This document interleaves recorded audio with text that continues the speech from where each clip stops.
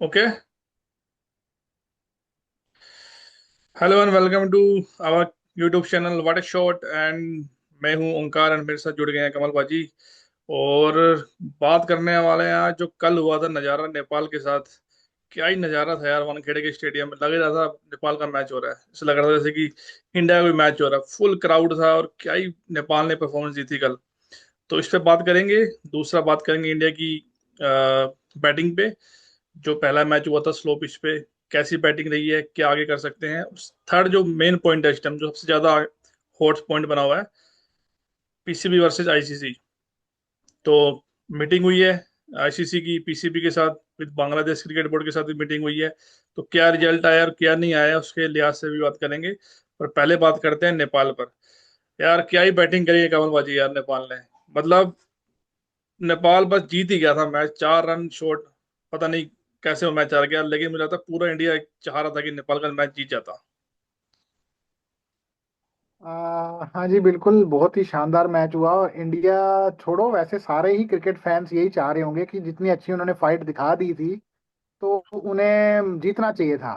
अब रिजल्ट चाहे कुछ भी हो, लेकिन मेरी नज़र में तो ऐसा लग रहा है कि नेपाल ही विनर है, क्योंकि उनको क्राउड सपोर्ट जितना मिल रहा था होम, जैसे ऐसा ही लग रहा था कि वो अपने होम ग्राउंड पे खेल रहे हैं। और राइट। उसकी वजह से आई थिंक और उनकी परफॉर्मेंस, पहले इंग्लैंड जैसी बेसबॉल टीम को उन्होंने 184 पे रोक लिया, जिनको हम्म। 200 से नीचे ही रोक लेना ही बड़ी बात है। और उसके बाद फिर जो उन्होंने स्टार्ट लिया, मिडिल में जैसे खेले, मिडिल ओवर्स में जैसे खेले, और जैसे बस ऑलमोस्ट, मतलब यही कह लो कि थोड़ा बहुत इन एक्सपीरियंस की वजह से शायद वो लाइन क्रॉस ना कर पाए हों।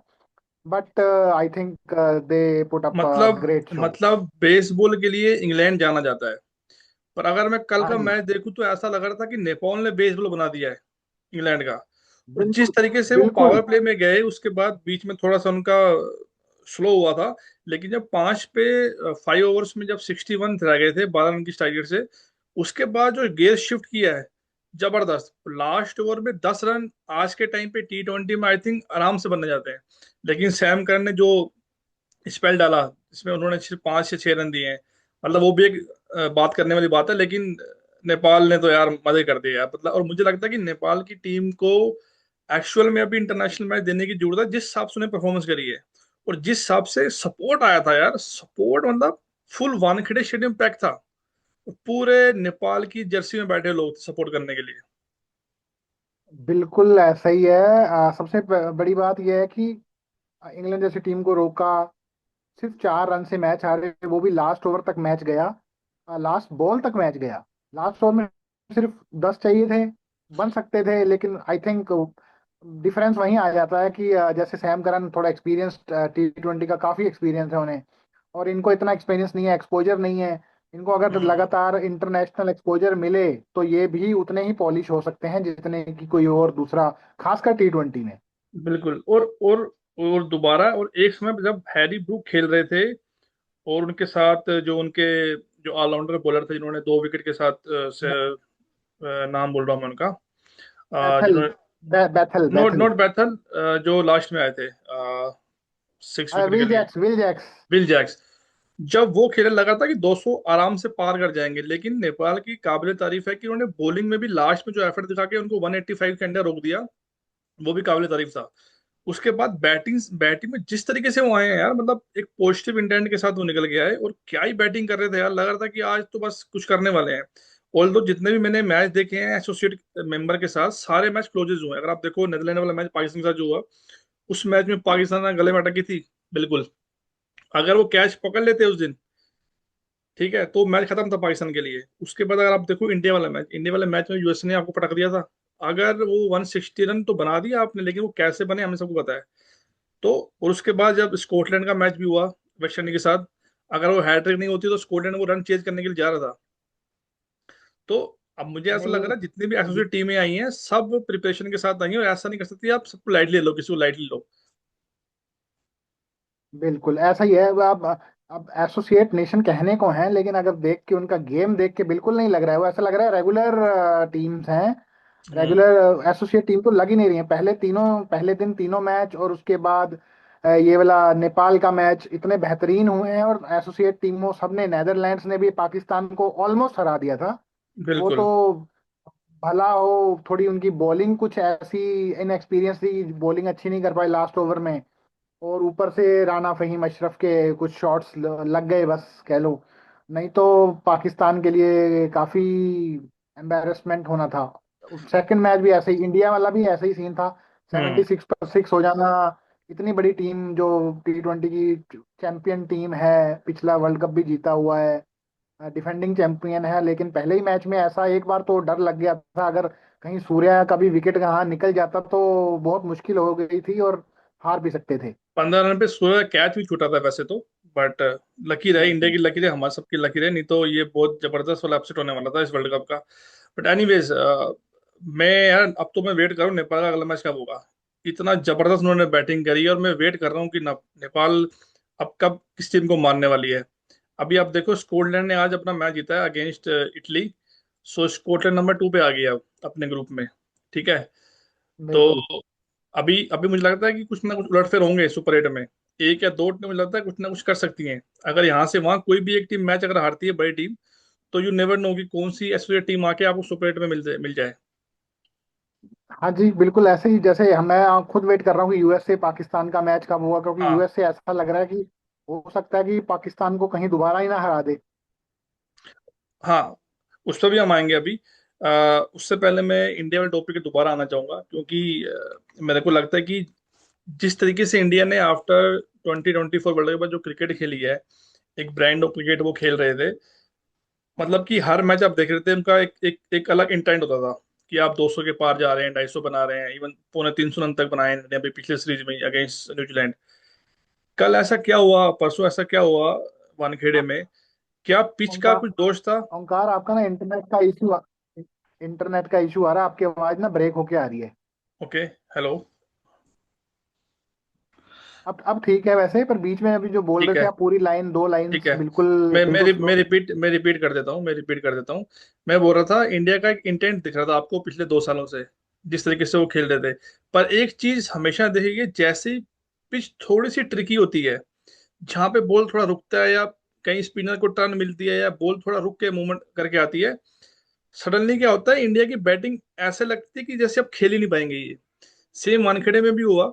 अब देखो, जिस तरीके से पिच में थोड़ा सा, अच्छा दूसरा बात क्या थी, यूएस वाले पूरा होमवर्क करके आए थे। अगर आप देखो जिस तरीके से उन्होंने अभिषेक को आउट करा, ठीक है, जिस तरीके से तिलक वर्मा आउट हुए, जिस तरीके से सूर्य कुमार यादव वो स्लो बॉलें डाल रहे थे, लेग स्पिन भी वो स्लो में आ रही थी, तो मतलब वो स्टडी करके आए थे। तो मैं बोल रहा हूँ, क्योंकि इंडिया ने श्रीलंका, अगर अगर पाकिस्तान से मैच होता है, इंडिया ने श्रीलंका जाना, और श्रीलंका में आपने कल का मैच देखा, श्रीलंका और नीदरलैंड का भी, पिच बहुत स्लो थी, बहुत स्लो पिच थी। ठीक है। अब क्या आपको लगता है कि इंडिया की वीकनेस है स्लो पिच में, जहां बॉल रुक के आता है, अपना गेम प्रॉपर नहीं खेल पाते हैं वो, तो आपको लग रहा है कि ये दिक्कत कर सकता है आपको? देखिए, दिक्कत ऑब्वियसली करेगा, लेकिन वो दिक्कत पाकिस्तान को भी करेगा, क्योंकि पाकिस्तान की भी बैटिंग ऑफ लेटली बिल्कुल नहीं चल रही है। मतलब जैसे एक T20 की रिक्वायरमेंट है इस गेम में, तो ऐसी बिल्कुल नहीं है। तो अगर अगर टर्निंग ट्रैक होगा तो वो भी फंसेंगे, इंडिया वाले भी फंसेंगे, क्योंकि इंडिया के जो सभी प्लेयर हैं टॉप फर्स्ट 5 6, वो सभी फ्री फ्लोइंग बैट्समैन हैं, और वो बस वो उनको अच्छा लगता है कि बॉल सीधी बैट पे आ रही हो। अगर रुक के आएगी तो ऑब्वियसली वो बड़े शॉट नहीं खेल पाएंगे, और कितनी देर, कई बार संयम टूट जाता है, तो अगर वो खड़ी कर देंगे तो हवा में ही, तो फिर कैच आउट होने का भी पूरी संभावना है। हम्म। और इंडिया के आजकल जैसे अभिषेक खेलते हैं, जैसे तिलक खेलते हैं, जैसे सब खेलते हैं, ईशान किशन खेलते हैं, वो बिल्कुल भी मतलब पेशेंस थोड़ी सी कम ही दिखाते हैं T20 हाँ, मैं फॉर्मेट में। वही बोल तो रहा हूँ कि टर्निंग ट्रैक्स उन, पे दिक्कत आएगी, लो राइट, स्कोरिंग जाएगा मैच। बिल्कुल। क्योंकि बैट्समैन चाहते हैं कि बॉल बॉल मेरे बैट पे प्रॉपर आए, रुक के नहीं आए। तो जहां पे बॉल रुकता है, या सोवर बॉल का ज्यादा यूज होता है, तो वहां पे मैंने देखा इंडिया की बैटिंग फंसती है।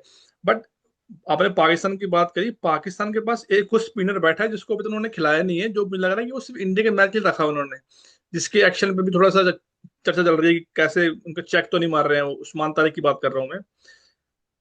वो खिला नहीं रहे हैं वर्ल्ड कप में उसको अभी तक। क्यों? क्योंकि वो नहीं चाहते, अगर कुछ ऐसा इलीगल एक्शन का रिपोर्ट होती है, तो उनको मैच से पहले बैन कर दिया है। वो चाह रहे हैं कि इंडिया के खिलाफ तो मैच, और मुझे लग रहा है कि वो इंडिया तो मैच खेलेंगे खेलेंगे, और क्योंकि इंडिया ने वो अब तक खेला नहीं है।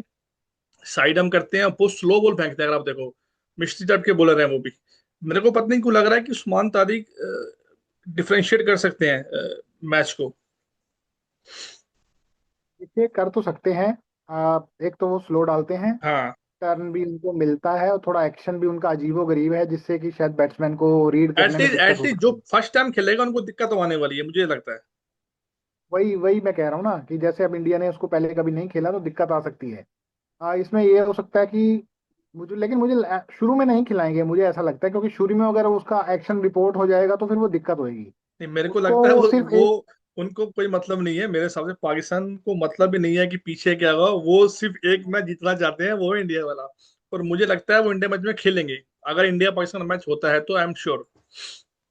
लेकिन अगर उस्मान तारिक को खिलाएंगे तो फिर उनको बाहर करना पड़ेगा, या शादाब को बाहर करना पड़ेगा, या किसी और फास्ट नहीं, बॉलर वो को वो एक एक उनको बाहर फास्ट बॉलर करना बार पड़ेगा। करेंगे ना, एक फास्ट बॉलर बार कर सकते हैं वो। उनके पास प्रॉपर 3 स्पिनर हो जाएंगे, जिसमें कि अभी तो मैं वो, हालांकि लोग उनको पार्ट टाइम बोल रहे हैं आजकल, सही मयूब को, बट वो नंबर 1 ऑलराउंडर बन गए हैं T20 में। अभी उनकी नहीं, लेटेस्ट शाइन हुई तो आईसीसी रैंकिंग। हाँ, T20 में तो काफी अच्छी बॉलिंग कर रहे हैं अबरार वो। अहमद आपके फ्रंट लाइन स्पिनर हैं, उसके बाद उस्मान तारिक हो गए, शादाब खान हो गए, साइम महबूब, 4 तो आपके यही हो गए। उसके बाद शाहीन अफरीदी हैं, उसके बाद आपके पास जो मीडियम पेसर हैं, जो ऑलराउंडर हैं, फहीम राणा अशरफ, जिन्होंने पिछला मैच जिताया अभी पाकिस्तान को, वो आपके पास अवेलेबल है। तो आपके पास तो सोर्सेस सारे ही हैं, कोई फर्क ही नहीं पड़ता अगर आप एक बॉलर ड्रॉप भी कर दो। हाँ, उस केस में सलमान मिर्जा जो पिछला मैच खेले थे, आई थिंक वो ड्रॉप होंगे। मे भी उन्होंने बॉलिंग अच्छी करी है, शाहीन अफरीदी को आप ड्रॉप कर सकते हो, और मिर्जा खेल सकते नहीं, हैं। पर शाइन को करेंगे नहीं ना, क्योंकि शाइन को थोड़ा बैटिंग का एज भी है थोड़ा सा उसके पास। एनीवे, मुझे लगता है कि इस बारी बैटिंग और बॉलिंग का कंपटीशन नहीं होने वाला। मुझे लगता है इस बारी बॉलिंग वर्सेस बॉलिंग होगा। और मुझे लगता है कुलदीप यादव भी मस्त होंगे अगर मैच होता है तो। तीसरा स्पिन इंडिया जरूर खिलाएगी अगेन।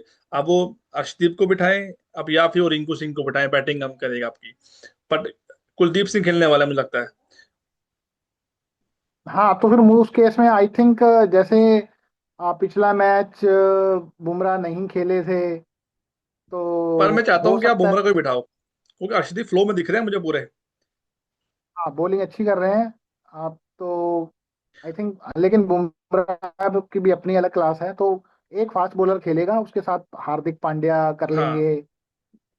एक आध दो ओवर कोई दुबे जी डाल देंगे बीच में कभी कहीं। हम्म। तो यही होगा उस केस में। अगर कुलदीप यादव खेलते हैं तो फिर अर्शदीप को बाहर जाना पड़ेगा। ठीक है, ठीक है। अब हम बात कर रहे हैं इंडिया पाकिस्तान के मैच की। पर ये तो तब होगा जब मैच होगा। मीटिंग हुई है, पाकिस्तानी मीडिया तो ये दिखा रहा है कि आईसीसी चूक गया और हमने आईसीसी हमारे घर में आया, मनाने के लिए आया हुआ है। उनकी मीडिया वाले तो ऐसे रिपोर्ट कर रहे हैं। जबकि वो ये भूल गए हैं कि बांग्लादेश के केस में भी आईसीसी बांग्लादेश गया था। आईसीसी के ऑफिशियल बांग्लादेश गए थे उनसे बात करने के लिए, क्योंकि आईसीसी तो एक न्यूट्रल बॉडी है। वो तो चाहेगा कि हर नेशन खेले। पाकिस्तान इसको ऐसे दिखा रहा है जैसे कि आईसीसी झुक गया है और हम आईसीसी हमें मनाने के लिए आया है कि आप खेलो, आप खेलो। ऑल्दो मुझे पता था कि पाकिस्तान पलटने वाला है। उन्होंने, उनकी सरकार ने जो भी एक्शन लिया, बात है वो इलेक्शन है बांग्लादेश में। आप इलेक्शन होने दो, आपको दिख जाएगा अभी क्या होने वाला है। और खुदा ना खास्ता अगर पाकिस्तान पहला मैच हार जाता ना, तो ये खुद आते कि सर हमसे खेलो, हमारे साथ आप खेलो। अब अभी जो आ, मेरे पे लेटेस्ट लेटेस्ट न्यूज आ रही है, उसमें ये बताया गया है कि आईसीसी ने, पाकिस्तान बोर्ड ने जो डिमांडें रखी थी, वो आईसीसी ने भी ठुकरा दी हैं। और उन्होंने बोला कि कोई बायलैटरल सीरीज आप नहीं खेल पाओगे, कोई टीम आपके घर पे नहीं आएगी, आपके फॉरेन प्लेयर्स को एनओसी भी नहीं दी जाएगी फॉर पीएसएल। तो मुझे लग रहा है बहुत झटका लगने वाला पाकिस्तान को, जो मैं देख पा रहा हूँ अभी थोड़ी देर पहले। मुझे, मेरे पास एक न्यूज, मैं यूट्यूब पे देख पा रहा था अभी। इसमें देखिए ये है कि अब ये एक्चुअली क्या हो गया ना, क्रिकेट का तो मसला रहा ही नहीं है। तो अभी अब इसमें पॉलिटिक्स घुस गई है दोनों साइड से। सो पाकिस्तान वाले कह रहे हैं कि आईसीसी हमारे हम्म। मिन्नतें कर रहा है। इंडिया वाले कह रहे हैं कि पाकिस्तान वाले आईसीसी को बोल रहे हैं कि किसी तरह हमारी जान छुड़ाओ, हम्म। कि आप इंटरवीन करें और इसको कुछ बातचीत से मसले का हल करें। राइट। तो दोनों साइड का मीडिया अपनी अपनी स्टोरीज दे रहा है, अपनी अपनी। तो इसमें तो वही पॉलिटिक्स ही चल रही है, उनको अपना दिखाना है, इंडिया मीडिया अपना दिखा रहा है। तो अब पता नहीं, चांस तो अब क्या कह सकते हैं कि अभी तो पता नहीं कि डिमांड्स क्या क्या थी एग्जैक्टली। सो कुछ हम्म। डिमांड्स तो वही थी कि शेयर, अपना जो मनी शेयर है उसको बढ़ाया हम्म। जाए। कोई हम्म। अच्छा वो तो चलो उसको तो फिर भी कुछ भी मे बी फ्यूचर में बात हो सकती थी, लेकिन जो दूसरी थी कि इंडिया के साथ बायलैटरल हो, तो वो तो वैसे ही नहीं हो रही, तो अब कहाँ होगी। हम्म। तो उसका हम्म। तो ख्वाब भी नहीं ले सकते, वो तो आजकल वो तो हो हम्म। ही नहीं रही है। राइट। तो बाकी अब बांग्लादेश का जो होगा वो आईसीसी खुद देख लेगा, लेकिन पाकिस्तान को अपना देखना चाहिए बांग्लादेश से। वो तो बाहर ही हो गए हैं, तो उसका तो कुछ हो ही नहीं सकता। तो आपको क्या लग रहा है, पाकिस्तान क्या करने वाला है? देखिए, अगर मुझे लगता है उनकी एक भी डिमांड अगर नहीं मानी गई तो वो बॉयकॉट करेंगे, क्योंकि उनको फेस सेविंग भी कैसे करेंगे ना, उन्होंने प्राइम राइट। मिनिस्टर से बुलवा दिया है वही तो पब्लिकली कि हम वही तो नहीं मैं बोल खेल रहा हूँ, रहे। अब अगर पीसीबी डिसीजन चेंज करती है, इसका मतलब कि आप अपने पीएम की बात नहीं सुन रहे हैं, आप पीएम को अपने अवॉइड कर दिया आपने, तो उसमें भी उनकी इंसल्ट है। बिल्कुल। अगर वो नहीं खेलते हैं तो उनको नुकसान जो होने वाला है वो तो होने ही वाला है। मॉनेटरी नुकसान तो होगा ही होगा, प्लस जो उनको इन फ्यूचर में पीएसएल में और प्लेयर्स उनका नहीं आएंगे उनका अच्छे कोई प्लेयर्स। लॉजिक भी नहीं था, उन्होंने स्टैंड लिया बांग्लादेश के लिए कि हम बांग्लादेश के साथ हैं, बांग्लादेश साइड में हो गया। आपको न्यूट्रल मैनी ऑलरेडी मिल बिल्कुल। चुका है, आपके पास तो ऑप्शन भी नहीं है कि और आप किस किस वजह से आप करना चाह रहे हैं। आपकी तो यही डिमांड थी ना कि हमें न्यूट्रल पे इंडिया में नहीं खेलना, आपको तो हाँ। न्यूट्रल दे दिया। हाँ। तो आप एग्रीड भी थे। तो चलिए, मुझे पता लगता नहीं है वो पुराना मुझे लगता है कि 24 घंटे में पुराना इसका इसका आने वाला है फैसला, क्योंकि अभी 9 तारीख तो आज हो गई है, 10 तारीख और फिर मैच है उसके बाद, तो लगता है पाकिस्तान को पर जो बोर्ड है वो एक या एक दिन में कम से कम उनको ये रिवर्ट करना पड़ेगा क्या होने वाला है। देखते हैं क्या करते हैं। तो आज एक और मैच है, साउथ अफ्रीका वर्सेस किसका है? आज मैच है जी। South Africa versus